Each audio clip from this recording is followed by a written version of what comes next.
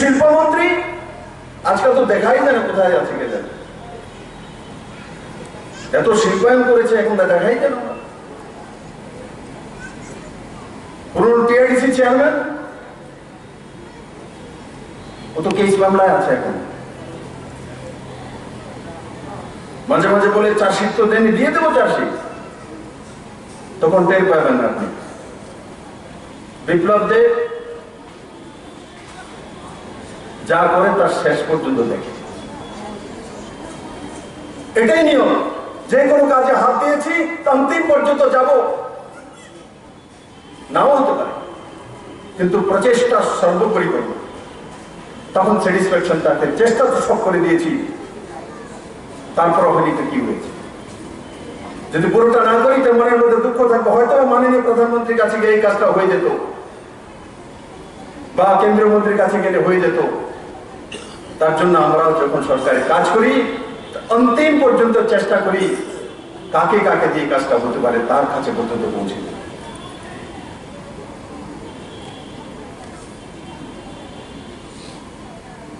আচ্ছা, গোমতী নদী দিয়ে ড্রেজিং হয়ে বাংলাদেশের সরঞ্জাম আসবে। আর যে গম বলছিলাম আগে সবসময় বেনাপোল দিয়ে বাংলাদেশে যেত, কিন্তু বেনাপোলে কি হয় এখানে ব্যবসায়ীরা জানে, ওখানে 7 দিন 10 দিন ওয়েটিং করতে হয়, ডেমেরেজ দিতে হয়, সেই কারণে এখান দিয়ে দূর হয়। তারপরও ডেমেরেজ দিতে হয় না, সিধা ট্রেন থেকে নেমে বাংলাদেশে চলে যায়। তার জন্য বিজনেসম্যানরা এখন ত্রিপুরাকে চুজ করছে যে ত্রিপুরা দিয়ে বাংলাদেশের বিজনেস হবে, বেনাপোল দিয়ে হবে না। কারণ কি, ওখানে হাপ্তা ওঠানোর জন্য ও সরকার তো বসে আছে, এখানে হাপ্তা ওঠানোর জন্য বিপ্লবদের বসে না। অনেক কিছু চোর পরিবর্তন হয়েছে, চাঁদা কালচার থেকে মানুষ মুক্তি পেয়েছে। আজকে যদি এখানে কার্যক্রম হতো, সরকারি কার্যক্রম হলো, 7 দিন আগে থেকেই বাড়ি বাড়ি চাঁদা তুলতো। যেখানে মুখ্যমন্ত্রী আসবেন, এমএলএ সাহেব যাবেন, স্থানীয় এমএলএ, তো কার্যক্রমের জন্য চাঁদা দেন বাড়ি বাড়ি, চাঁদা শুরু। এখানে যারা এসছেন চাঁদা দিয়ে আবার এখন তো ফ্রিতে বসছেন। কালকে গিয়ে মেট্রো রেলে বসে গেছে ছোট ছোট বাচ্চাদের সঙ্গে। প্রতিদিন নতুন কোনো না কোনো কিছু নতুনত্ব জীবনকে এগিয়ে নিয়ে যায়। আর পুরোনো জামানাতে ওই 4 খান চেহারা, বিদেশি চেহারা নিয়ে রাজনীতি করতেন।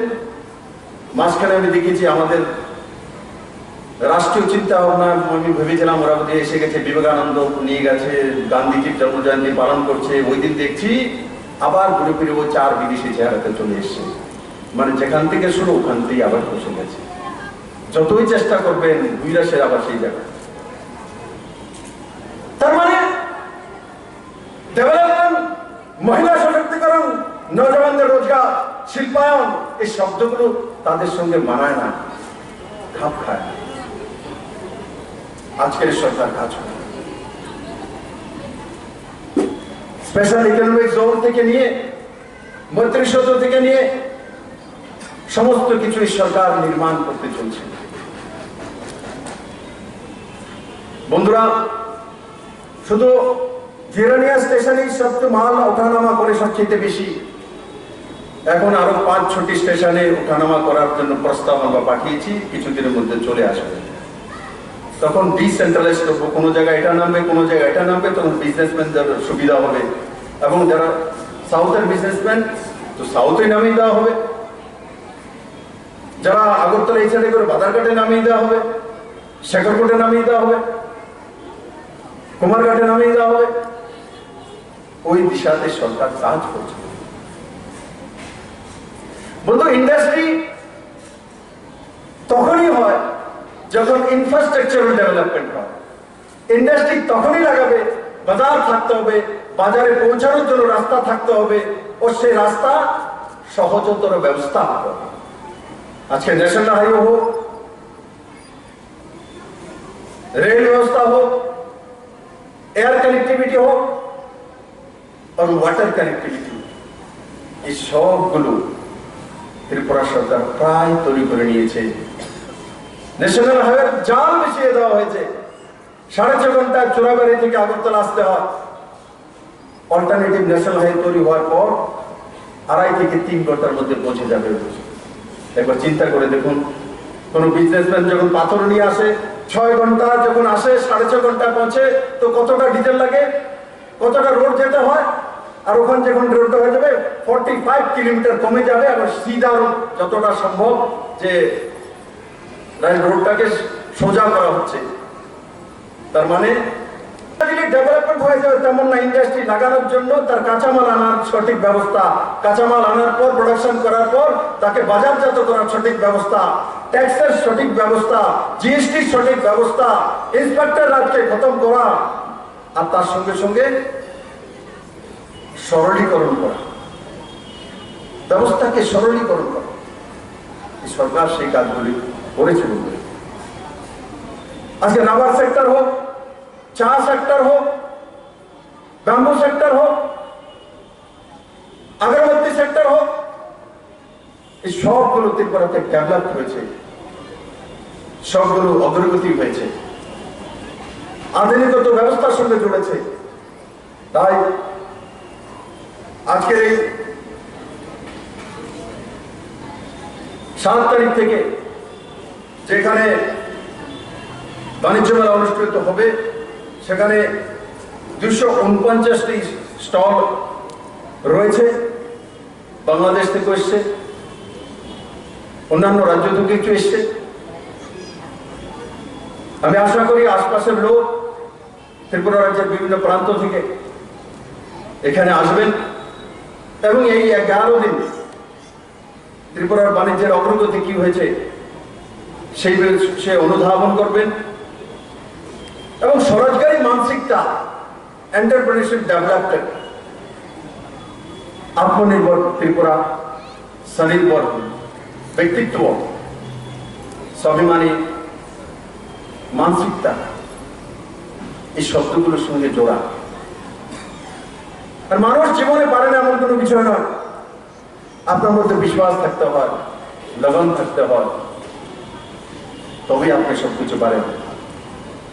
যদি আপনার মধ্যে সঠিক বিশ্বাস না থাকে, লগন না থাকে, তো আপনি কোনো জায়গায় সাকসেস হতে পারবেন না।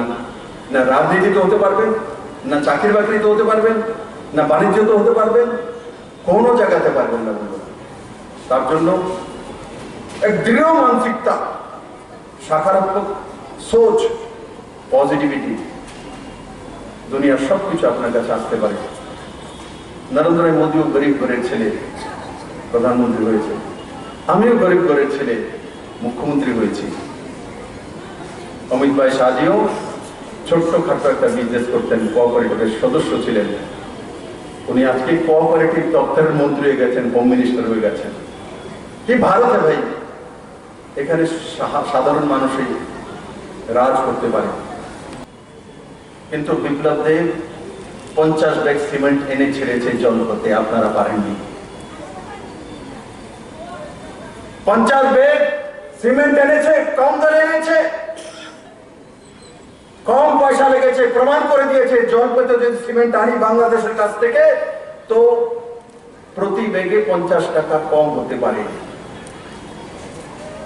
আর এখানে তো 10 টাকা কম দিলে বলবে ওই দোকান থেকে নিয়ে আসো, প্রমাণিত করে। ওদিন শিপিং মিনিস্টার এসেছিলেন, কেন্দ্রীয় মন্ত্রী সর্বানন্দ সোনোয়ালজি।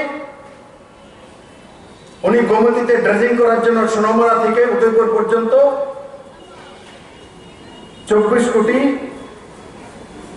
57 লক্ষ টাকা স্যাংশন করে দিয়েছেন, মানে প্রায় 25 কোটি টাকা। ড্রেজিং কেন করবে? ড্রেজিং কেন করব? নাব্যতা বাড়ানোর জন্য।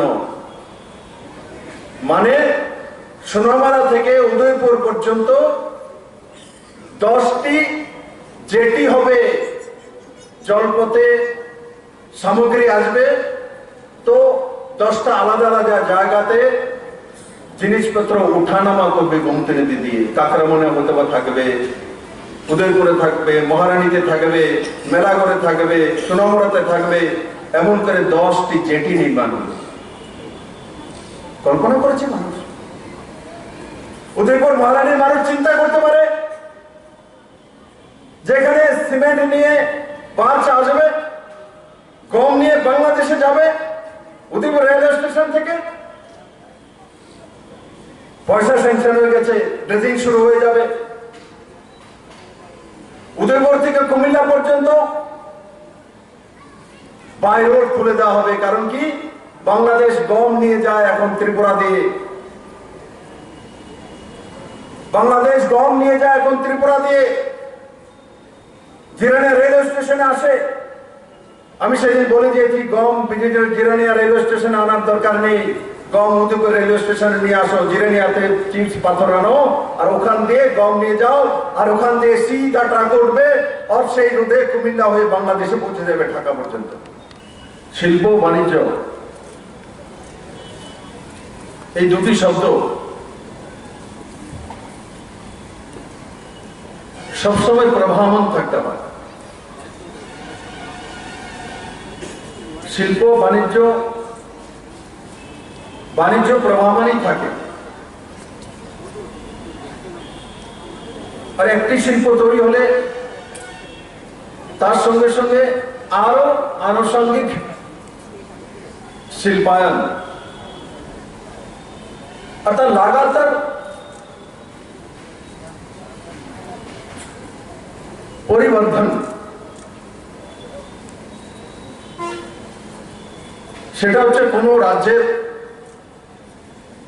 উন্নয়নের এক সঠিক দিশা।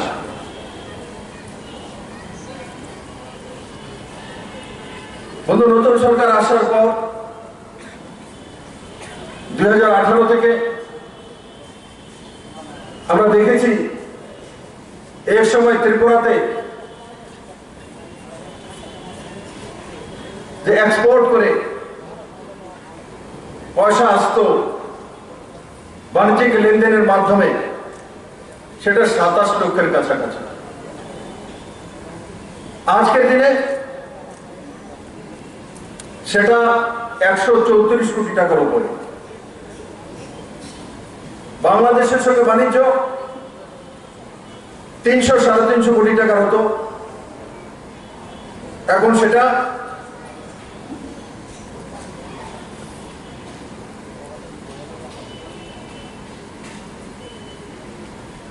প্রায় 733 কোটি টাকা।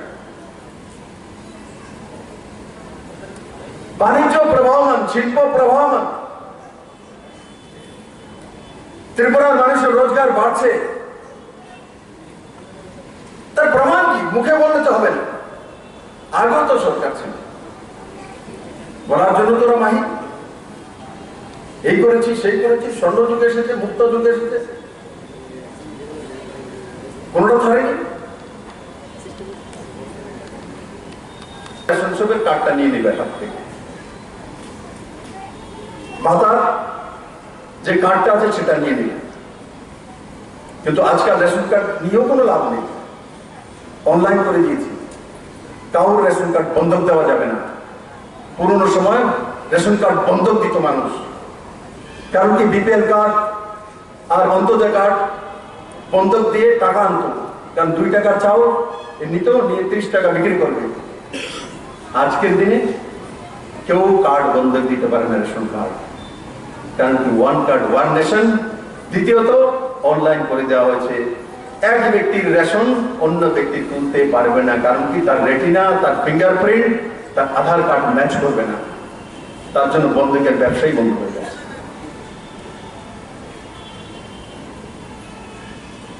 ফায়ার এনওসি, যে কোনো ছোট্ট একটা ইন্ডাস্ট্রি তুলতে গেলে ফায়ার এনওসি লাগবে।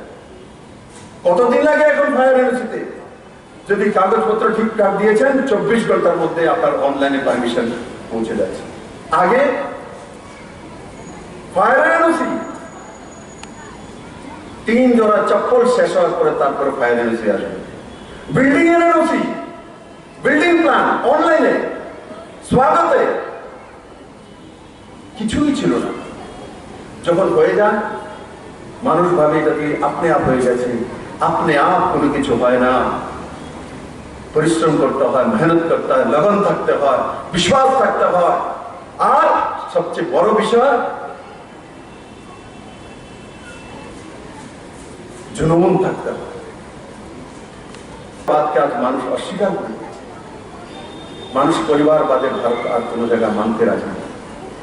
আজকে ভারতের মানুষ বিপ্লব দেবের মতো মানুষ চায়, গরিব করে গ্রামের ছেলে চায়। আমি মুখ্যমন্ত্রী বলে আমার ছেলে মুখ্যমন্ত্রী হবে, এই জায়গায় ভারত আর নেই। ভারত অনেক এগিয়ে চলে গেছে। তাই ত্রিপুরা এক নতুন রূপ, নতুন মানসিকতা নিয়ে নিয়েছে, এক নতুন দিশা নিয়ে নিয়েছে। যারা আগরতলাতে আসে, কালকে হিন্দি ভাষা সমিতির একটা পার্লামেন্টারি টিম এসেছিল।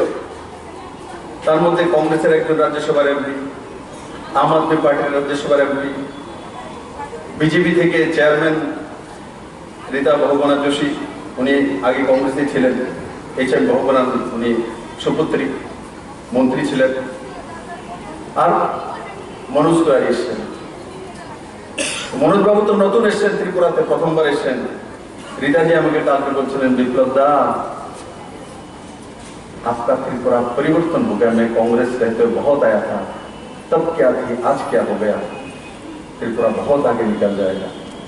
मुझे बहुत अच्छा लगा, मैं पहले भी आती थी त्रिपुरा में, आज भी आया हूँ, आज मुझे एक नया त्रिपुरा दिख रहा है। एक मुख्यमंत्री को इससे बड़ा उपहार क्या दे सकता मुझे, मेरा त्रिपुरा सुंदर लगा, मुझे अच्छा लगा। बोले नीट एंड क्लीन है, डेवलपमेंट दिख रहा है, सब कुछ पॉजिटिविटी में चले गए, लोगों के मन में हंसी है। बोले हमने रिक्शा चालक को भी देखा तो उसके चेहरे पे भी रौनक है, समझ में आता है हर घर में आपने खाद्य पहुंचा दिया है। दो कांग्रेस के राज्यसभा के, एक कांग्रेस के आम आदमी पार्टी के। बोले दादा है तो हम विरोधी पार्टी में, किंतु आपके राज्य में काम हो रहा है, आपके जैसा नौजवान को मुख्यमंत्री बनना चाहिए। हमने बोला मैं नौजवान नहीं हूं, मैं 50 प्लस हो चुका हूं, मन मेरा नौजवान है, मैं 70 भी हो जाऊंगा तब भी मैं नौजवान ही रहूंगा, क्योंकि वो मैंने मोदी से सीखा है। माने को विरोधी दल नेता हो गए, स्वर्ण कारकार घरे আছে এরাই যায়। আজকে সরকার বলতে পারে সরকার ঘরে ঘরে রোজগার দেওয়ার ব্যবস্থা করেছে। আর আজকের যে থিম রাখা হয়েছে, আগামীকাল ইন্টারন্যাশনাল ওমেন্স ডে, আর এই মেলার থিমও মহিলা সশক্তিকরণের দিকে, মহিলাদের ক্ষমতায়ন।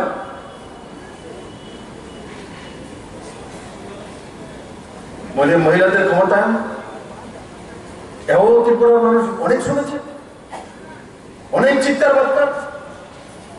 এখন তো ভাষণ কমেই হয়ে গেছে। আগে উদয়পুর থেকে আগরতলা যেতাম, আর যদি বিকেল হয়ে গেছে তো সব জায়গায় সিঙ্গেল লাইনের একটা মিছিল চলতো, নারী সমিতি সাথে একটা বাজারে ব্যাগ, মিছিল করতে বিশাল গরু পাবো, বিশাল গরু পাবো, বাগমাতে পাবো, মানে যে কোনো বাজার থাকবে থাকবেই। আর একটা স্ট্রিট কর্নার চিৎকার বার্তার করছে, চিৎকার বার্তা চলছে। আর সেগুলো কি ত্রিপুরার এই হয়ে গেছে, ত্রিপুরা ওই হয়ে গেছে, ত্রিপুরাকে এ দিচ্ছে না, ত্রিপুরাকে ও দিচ্ছে না, কেন্দ্র টেনে নিয়েছে, কেন্দ্র নামিয়ে নিয়েছে। ত্রিপুরার মানুষ অতিষ্ঠ হয়ে গেছে তাদের কাছে।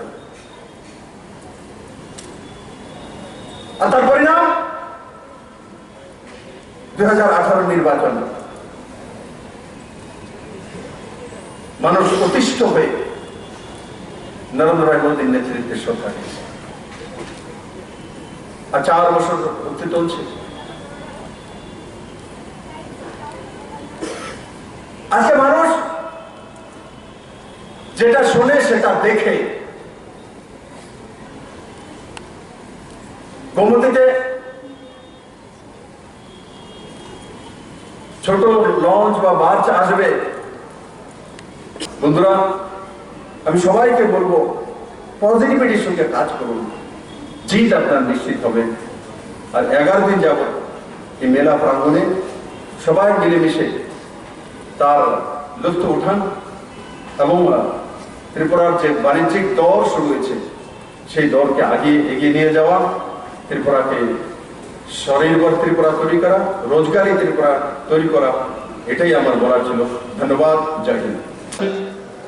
এবং একটা বিশাল বড় প্রস্তুতি থাকে, 1-2 মাসের 29 জানুয়ারিতে মেলা হয়, তার জন্য আমরা প্রস্তুতি নিই ডিসেম্বর মাস থেকেই।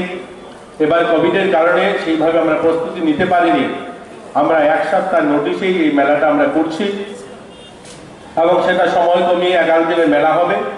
আমি জানি প্রত্যেক বছর যেভাবে এখানে যারা বিক্রেতারা আসেন বিভিন্ন সামগ্রী নিয়ে, এবারও আপনারা আপনাদের সামগ্রী বিক্রি করতে পারবেন, হয়তো কম সময় থাকবে। আমি যদি এই মেলাটাকে দেখি, আমরা এই 4 বছরের মেলা, এর আগে অনেক বছর মেলা হয়েছে, এখানে কটা বাসের ঘর ছিল, কটা বাসের ঝাঁপ রাস্তার মধ্যে ফেলে দিয়ে 50-60 খানা স্টল থাকতো আর সেই মেলা হতো। এই মেলার অনেক পরিবর্তন হয়েছে, প্রত্যেক বছর 200টা স্টল হয়েছে, 250 স্টল হয়েছে, 300 স্টল হয়েছে, এবার আবার 250 স্টল হয়েছে। অনেক পরিবর্তন হয়েছে এই মেলার, বিক্রি এখানে বেড়েছে। কিন্তু যেটা সবচেয়ে বেশি পরিবর্তন হয়েছে এই রাজ্যের মাননীয় মুখ্যমন্ত্রীর নেতৃত্বে, এই রাজ্যের আমরা যদি দেখি, আমাদের এই রাজ্যের মানুষের মানসিকতার পরিবর্তন হয়েছে। যে রাজ্যের মানুষের একমাত্র ভরসা ছিল সরকারি চাকরি করতে হবে, সেখান থেকে বেরিয়ে নতুন প্রজন্ম, আজকের দিনে যুব যারা রয়েছে, তারা আত্মনির্ভরের জন্য, তারা নিজে কিছু করার জন্য এগিয়ে আসছে। আর এই তার মেলার মধ্যেই কিন্তু আপনারা দেখতে পাবেন অনেকগুলো স্টল রয়েছে এখানে, যারা নিজেদের নতুন নতুন ইনোভেটিভ আইডিয়া, নতুন নতুন প্রোডাক্ট তৈরি করছে, প্যাকেজিং ইন্ডাস্ট্রি তৈরি হয়েছে।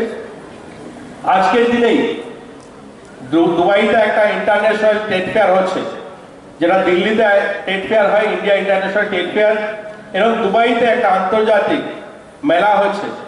এবং সেই মেলাতে ভারতবর্ষ থেকে 30 জন নতুন এন্টারপ্রেনার, নতুন স্টার্ট আপ যারা, তাদেরকে ভাগ নেওয়ার জন্য সরকার অনুমোদন দিয়েছে। এবং 30 জন এই ধরনের এন্টারপ্রেনার যারা নতুন কিছু ইনোভেটিভ আইডিয়া নিয়ে কোনো কিছু করছে, এরকম 30 জন ব্যবসায়ী যাবে। তার মধ্যে প্রথমবার ত্রিপুরার থেকেও এরকম একজন ব্যবসায়ী যাবে, যারা স্টার্ট আপ শুরু করেছে আজ থেকে 1 বছর আগে, এবং ইনোভেটিভ যারা জল সংরক্ষণ করবে বা সেখানে জল বাঁচানোর জন্য কাজ করবে, এই ধরনের অ্যাপ তৈরি করেছে। ইলেকট্রিসিটি অপচয় বন্ধ হবে, ইলেকট্রিসিটি আধুনিক হয়তো মোবাইল ফোনের অ্যাপসের মাধ্যমে সেটাকে ব্যবহার করা যাবে, লাইট অন অফ করা মোবাইলের মাধ্যমে হবে। এই ধরনের ইনোভেটিভ আইডিয়া নিয়ে বাণিজ্য শুরু করেছে এই ধরনের এন্টারপ্রেনার। তারা এই 30 জন ব্যবসায়ী যারা দুবাইতে যাবে ভাগ নিতে, তার মধ্যে আমাদের ত্রিপুরা থেকেও একজন গিয়েছে, যারা উত্তর জেলা এবং আমাদের ঊনকোটি জেলা দুজনে মিলে যে স্টার্ট আপ শুরু করেছে, তাদেরকে আজ আমরা তাদের শুভকামনা জানিয়ে দুবাইতে আমরা পাঠিয়েছি।